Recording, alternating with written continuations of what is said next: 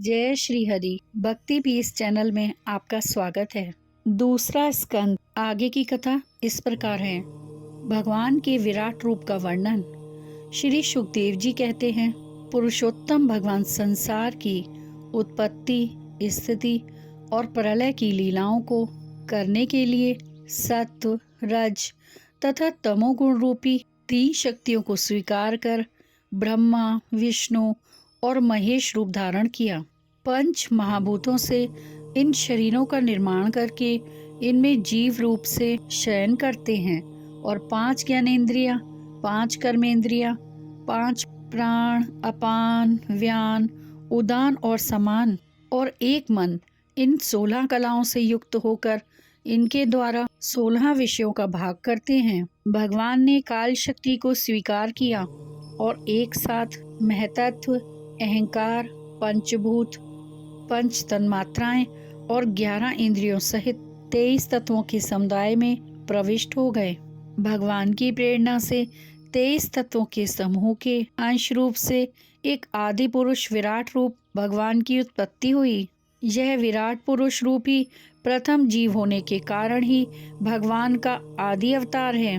संपूर्ण भूत समुदाय इसी से प्रकट हुए हैं। 10 इंद्रियों सहित मन अध्यात्म है। इंद्रियों के विषय अधिभूत हैं। श्री सुखदेव जी कहते हैं कि जब भगवान अपनी शक्ति से प्रेरित हुए तब ये तत्व परस्पर एक दूसरे से मिल गए। व्यष्टि समष्टि रूप पिंड और ब्रह्मांड की रचना की, जिनकी जंघा, चरण, भुजाएं, नेत्र, मुख और सिर सहस्त्र थे।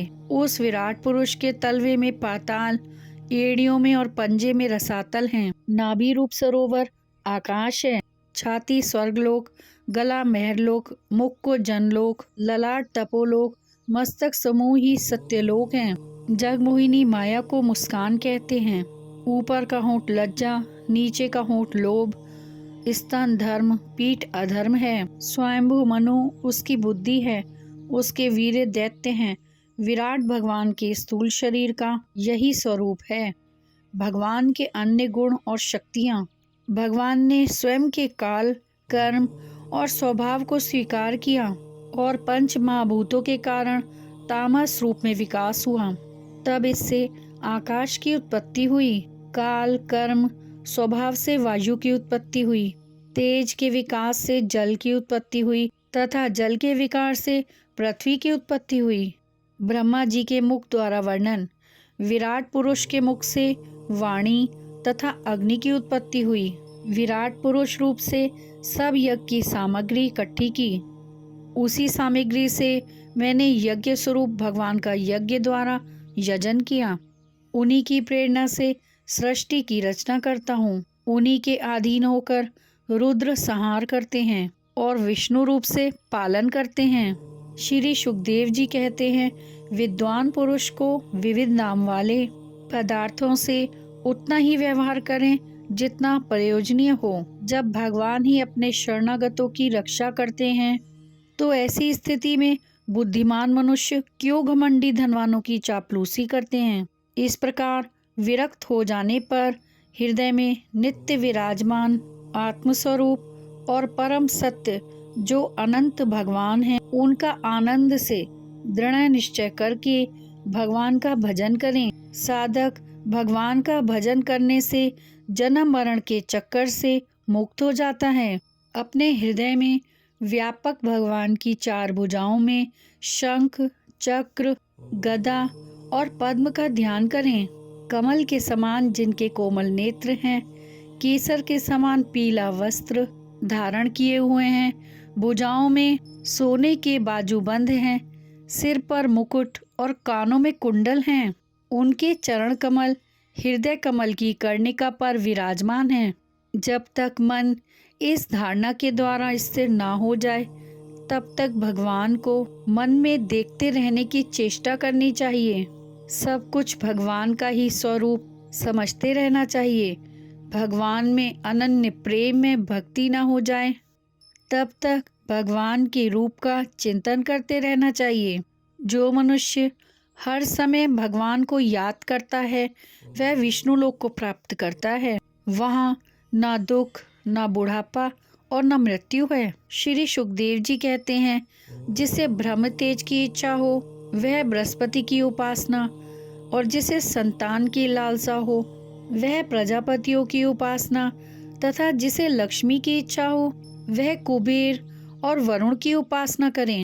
जिसे स्वर्ग की कामना हो वह अदिति के पुत्र देवताओं की उपासना, तथा जिसे राज्य की अभिलाषा हो वह विश्व देवों की उपासना, सबका स्वामी बनना हो तो ब्रह्मा जी की उपासना, विद्या प्राप्त करना हो तो भगवान शंकर की उपासना, पति पत्नी में प्रेम बनाए रखने के लिए पार्वती जी की उपासना, धर्म उपार्जन करने के लिए विष्णु भगवान की उपासना, मोक्ष चाहता हो उसे भक्ति योग द्वारा पुरुषोत्तम भगवान की उपासना करनी चाहिए, भोगों के लिए चंद्रमा की उपासना करनी चाहिए, तथा निष्कामता प्राप्ति के लिए परम पुरुष नारायण को ही भजना चाहिए। शौनक जी कहते हैं, सूत जी, पांडुनंदन राजा परीक्षित बड़े ही भगवत भक्त थे। बचपन में भी श्री कृष्ण लीला का रस लेते थे। श्री सुखदेव जी भी जन्म से ही भगवान परायण थे। जिन प्राणियों के कानों में भगवान श्री कृष्ण की लीलाओं की कथाओं की झनकार कभी नहीं पड़ी, वे प्राणी नर पशु, कुत्ते, सूकर, ऊंट और गधे से भी गए बीते हैं। जो मनुष्य भगवान श्री कृष्ण की कथा कभी नहीं सुनता उसके कान बिल के समान हैं। जो भगवान की लीलाओं का गायन नहीं करता उसकी जीभ मेंढक की जीभ के समान है। जो हाथ भगवान की सेवा पूजा नहीं करते उनके हाथ मुर्दे के हाथ के समान हैं। जो सिर कभी भगवान के चरणों में नहीं झुकता वह केवल बोझा मात्र है। जो आंखें कभी भगवान के दर्शन, तीर्थ और पवित्र गंगा, यमुना आदि पवित्र नदियों के दर्शन नहीं करती वह आंखें मोर के पंख में बनी आंख के समान हैं। जिस मनुष्य ने चलकर तीर्थ स्थानों के दर्शन नहीं किए, भगवत प्रेमी संतों के चरणों की धूल कभी सिर पर नहीं चढ़ाई, वह जीता हुआ भी मरे के समान है। सूत जी, वह हृदय नहीं लोहा है जो भगवान के नामों का श्रवण कीर्तन करने पर भी पिघल नहीं जाता और भगवान के नाम की आंसुओं की धारा नहीं बहती। जिस समय हृदय पिघल जाता है उस समय नेत्रों में आंसू छलकने लगते हैं और रोम रोम खिल उठता है। भगवान की लीला अवतारों की कथाएं। ब्रह्मा जी कहते हैं कि भगवान नारायण ने सत्व, रज और तम 3 शक्तियां ग्रहण कर रखी हैं। उन्होंने पृथ्वी को जल के ऊपर लाने के लिए वराह शरीर ग्रहण किया। हिरण्याक्ष आदि देव भगवान से लड़ने के लिए आया। भगवान ने अपनी दाढ़ी से उसके टुकड़े टुकड़े करके मार दिया। भगवान ने रुचि नाम के प्रजापति की स्त्री आकुति के गर्भ से सुयज्ञ के रूप में अवतार लिया। इस अवतार में दक्षिणा नाम की स्त्री से सूयम नाम के देवता को उत्पन्न किया। स्वयंभुव मनु ने उन्हें हरि के नाम से पुकारा। प्रजापति करदम के घर देवहूति के गर्भ से 9 बहनों के साथ कपिल भगवान के रूप में अवतार ग्रहण किया। कपिल भगवान ने अपनी माता को आत्मज्ञान का उपदेश दिया। महर्षि अत्रि भगवान को अपने पुत्र रूप में चाहते थे। भगवान ने महर्षि अत्रि को तथास्तु का वरदान दिया। वरदान के कारण भगवान ने दत्तात्रेय नाम से अवतार ग्रहण किया। उनके चरण कमलों के पराग से शरीर को यदु और सहस्त्रार्जुन ने दत्तात्रेय द्वारा योग और मोक्ष दोनों सिद्धियां प्राप्त कर लीं। भगवान ने सृष्टि के आरंभ में तपस्या की। उस तप से भगवान ने तप अर्थ वाले सन नाम से युक्त होकर सनक, सनंदन और सनत कुमारों के रूप में अवतार ग्रहण किया। भगवान धर्म की स्त्री दक्ष कन्या मूर्ति के गर्भ से नर नारायण के रूप में प्रकट हुए। इनके तप का प्रभाव भगवान जैसा ही था।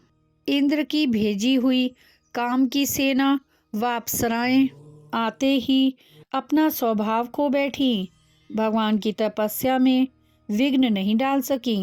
उत्तानपाद के पास बैठे हुए 5 वर्ष के बालक ध्रुव को उसकी सौतेली माता सुरुचि के कठोर वचन वाणों ने उसके हृदय में बेध दिया।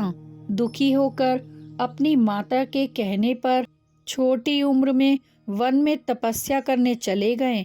उसकी तपस्या से प्रसन्न होकर भगवान ने स्वयं प्रकट होकर ध्रुव को दर्शन दिए तथा ध्रुव को ध्रुव पद का वरदान दिया।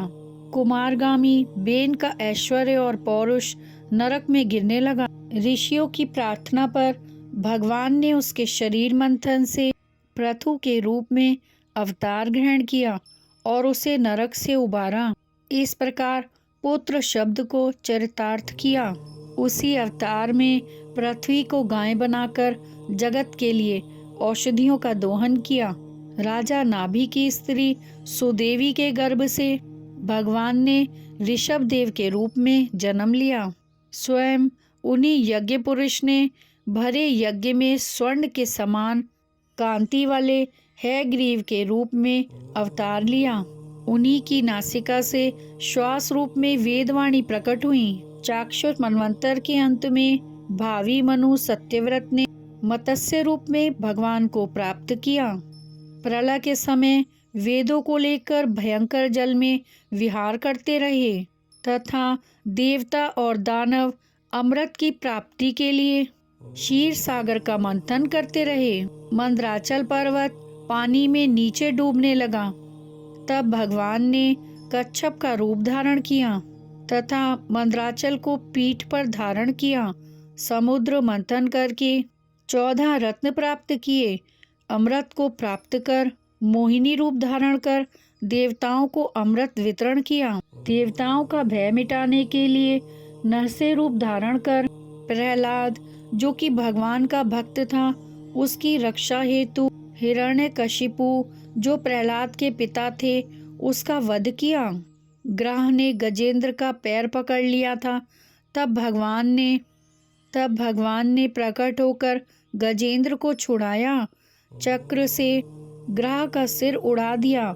गजेंद्र के साथ ग्रह को भी मोक्ष मिला। भगवान वामन अदिति के पुत्रों में सबसे छोटे पुत्र थे।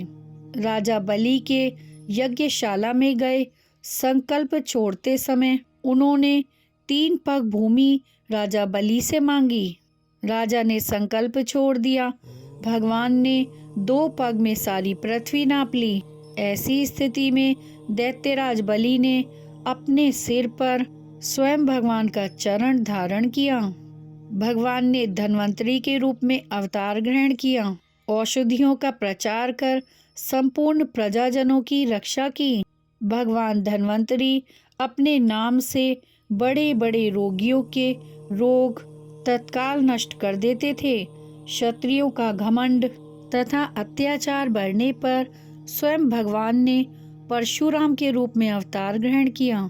पृथ्वी को 21 बार क्षत्रियों से रहित कर दिया। इस प्रकार पृथ्वी का भार कम किया। पृथ्वी का भार कम करने के लिए मायावती भगवान ने अपनी कलाओं से भरत, शत्रुघ्न और लक्ष्मण के साथ इक्ष्वाकु वंश में राम का अवतार ग्रहण किया। भगवान राम ने रावण आदि दैत्यों को मारकर पृथ्वी का भार कम किया। पृथ्वी का भार और कम करने के लिए भगवान राम ने अपने सफेद और काले केशों से बलराम और श्री कृष्ण भगवान का अवतार ग्रहण किया। भगवान श्री कृष्ण ने बचपन में पूतना का वध किया। 3 माह की आयु में राक्षस का वध किया। घुटने के बल चलकर यमलार्जुन वृक्षों के बीच जाकर उन्हें उखाड़ डाला और उनका उद्धार किया। भगवान श्री कृष्ण ने कालिया नाग को नत कर उसका वध करके यमुना जी से बाहर निकालकर यमुना जी का जल पवित्र कर दिया। उसी रात यमुना जी के तट पर सभी लोग सो गए थे। तब उनको दावानल से बचाया। उनकी माता उनको बांधने के लिए रस्सी लाई। तब बांधने पर हर समय 2 अंगुल रस्सी छोटी हो जाती थी। यशोदा जी ने भगवान से कहा कि तूने मिट्टी खाई तब भगवान ने मुंह फाड़कर 14 भुवन के दर्शन कराए।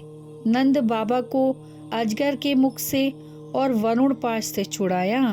मैं दानव के पुत्र व्योमासुर ने गोपालों को पहाड़ की गुफा में बंद कर लिया। तब भगवान ने उसको मारकर गोप बालों को बचाया।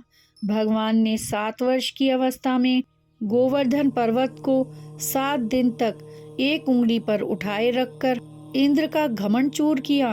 वृंदावन में रास की इच्छा से प्रेमवश आई हुई सब गोपियों का कुबेर के सेवक शंखचूड़ ने हरण कर लिया।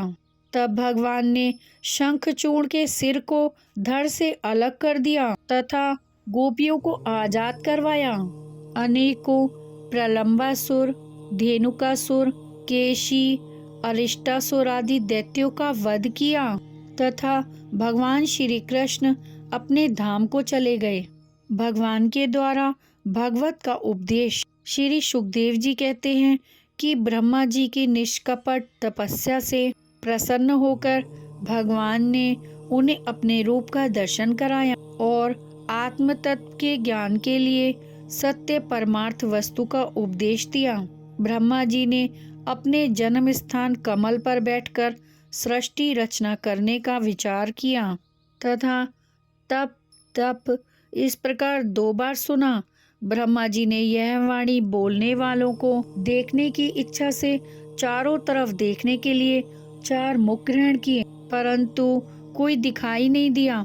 अंत में ब्रह्मा जी ने मन को तपस्या में लगा दिया। 1 सहस्त्र दिव्य वर्षों तक तपस्या की। उनकी तपस्या से प्रसन्न होकर भगवान ने उन्हें अपना लोक दिखाया। ब्रह्मा जी ने देखा उस लोक में किसी भी प्रकार के कलेश, मोह और भय नहीं है। वहाँ ना काल है और ना ही माया ही कदम रख सकती है।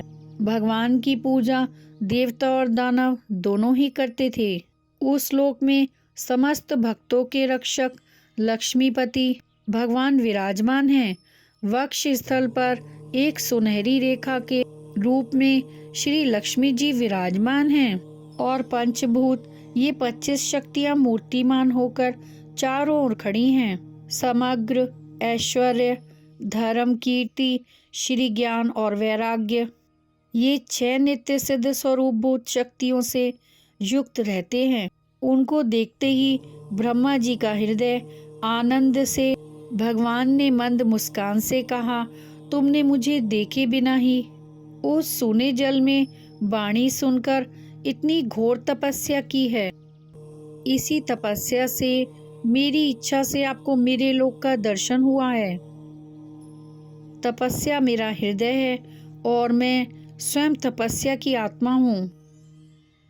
ब्रह्मा जी ने कहा, भगवान आपने एक मित्र के समान हाथ पकड़कर मुझे अपना मित्र स्वीकार किया है। अतः जब मैं आपकी सेवा से सृष्टि की रचना में लगूं और सृष्टि के गुण कर्मानुसार जीवों का विभाजन करने लगूं, तब आप समय समय पर दर्शन देते रहना। भगवान ने कहा, इस सृष्टि के रूप में जो कुछ प्रतीत हो रहा है वह मैं ही हूँ। ब्रह्मा जी, तुम अविचल समाधि के द्वारा मेरे सिद्धांत में पूर्ण निष्ठा कर लो। इससे तुम्हें कल्प कल्प में विविध प्रकार की सृष्टि रचना करते रहने पर कभी भी मोह नहीं होगा। देखते देखते भगवान ने अपने उस रूप को छिपा लिया। ओम नमो भगवते वासुदेवाय। अगर आपने इस चैनल को सब्सक्राइब नहीं किया है तो कृपया कर लीजिए, जिससे आप आने वाली भागवत कथा का श्रवण कर सकेंगे। राधे राधे।